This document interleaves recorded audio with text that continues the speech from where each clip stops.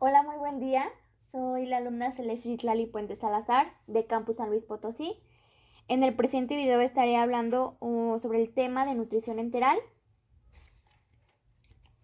Y bueno, ¿qué es la nutrición enteral?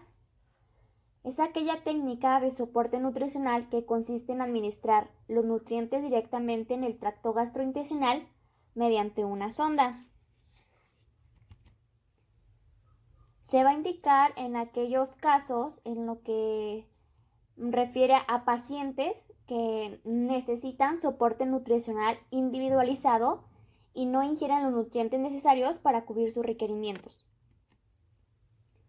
Existen situaciones clínicas en las que es necesario describir esta nutrición enteral, por ejemplo, en prematuros o cuando el tracto gastrointestinal no es capaz de utilizar los nutrientes y son administrados por vía oral, o en pacientes quemados o malnutridos, o el paciente no tolera la ingesta por alteraciones hemodinámicas o respiratorias, o bien cuando el paciente no puede tener tiempos prolongados de ayuno. De acuerdo a la elección de la fórmula, será elegida dependiendo la edad y el funcionamiento del tracto gastrointestinal o el diagnóstico de base de cada paciente. De acuerdo a dos puntos, es importante tener presente ya sea la cuestión de los nutrientes, ya que estos se dividen en tres, en poliméricas, donde los macronutrientes están enteros sin hidrolizar, o peptídicas, cuando las proteínas están hidrolizadas y normalmente parte de los lípidos están en forma de triglicéridos de cadena media y suelen ser fórmulas exentas de lactosa, utilizando dextrinomaltosa como el hidrato de carbono principal, o bien las elementales, aquellas proteínas en forma de aminoácidos y parte de las grasas en forma de triglicéridos de cadena media y dextrinas más hidrolizadas. El siguiente punto, es de acuerdo a la densidad energética proteica, donde el estándar dice que es 1 kilocaloría por mililitro o hipercalórica de 1.5 a 2 kilocalorías por mililitro. O bien existe la tercera, que es hipercalórica hiperproteica, y hipercalórica con un contenido proteico igual o superior al 18% del valor calórico total. Existen diferentes fórmulas en las que confiere para los lactantes. Tenemos la leche materna, es la fórmula de elección para recién nacidos y lactantes, y es la principal, pero también existen fórmulas de inicio y seguimiento.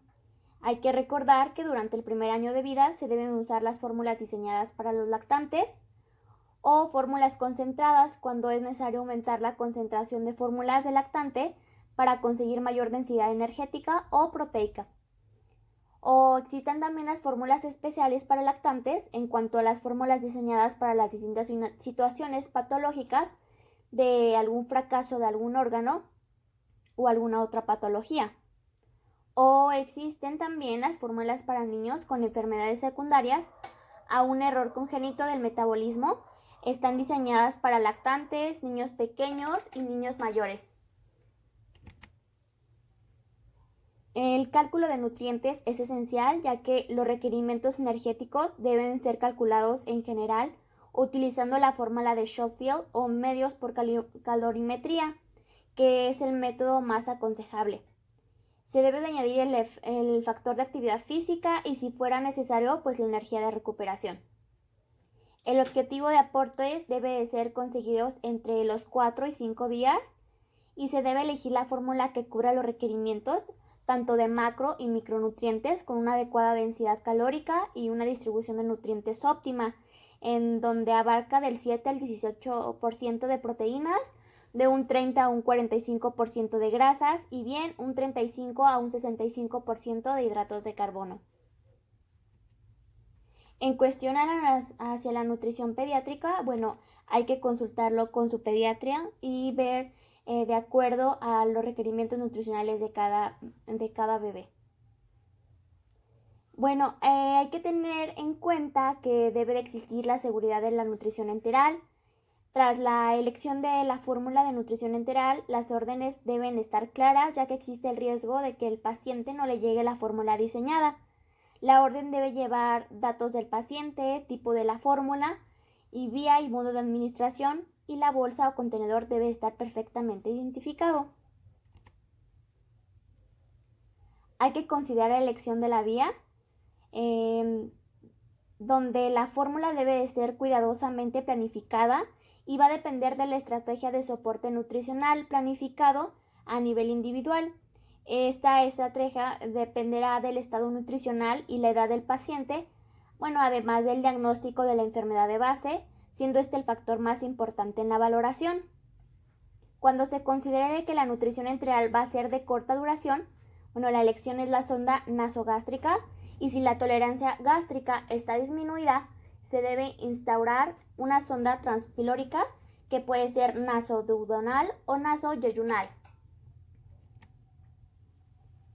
Y si el programa se prevé prolongado o no habiéndose previsto que se prolongará más de 46 semanas, se debe instaurar un sistema de larga duración, a lo que va a ser una gastrostomía.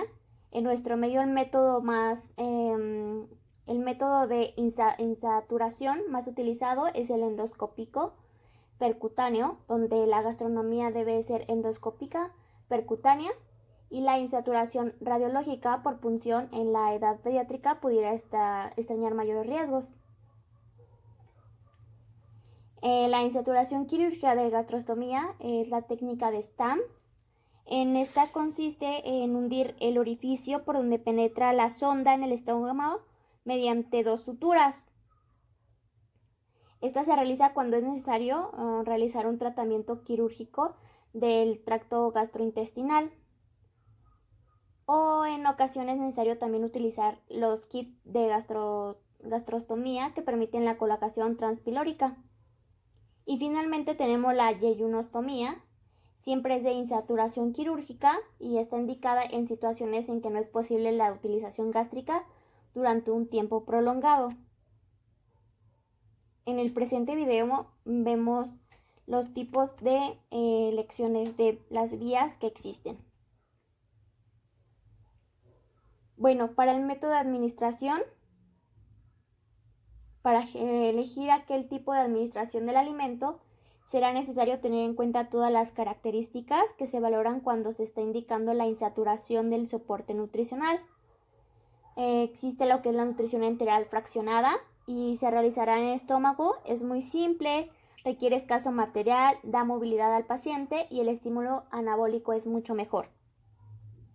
La nutrición enteral continua, esta permite la administración de mayor volumen de alimentos y va a favorecer la tolerancia digestiva. Cuando lo utilizamos para recuperar una malnutrición o en caso de enfermedad con fracaso de órgano, por ejemplo, insuficiencia renal o insuficiencia hepática, la administración de la nutrición enteral a débito continuo únicamente durante la noche. Este sistema permitirá mantener, si es posible, una ingesta oral diurna. Y pues por mi parte sería todo. Muchísimas gracias.